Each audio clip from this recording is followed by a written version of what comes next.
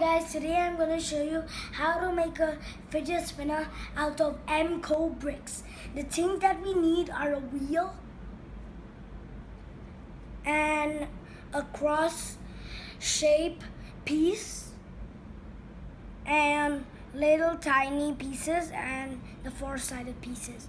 So let me start beginning. So you stick the wheel and the cross shape piece together. Then you take the four sides and put them on the wheel.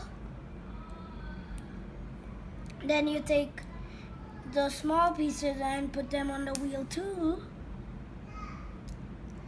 You can do any color, so I'm just doing my color. And then now I'm going to show you how to spin.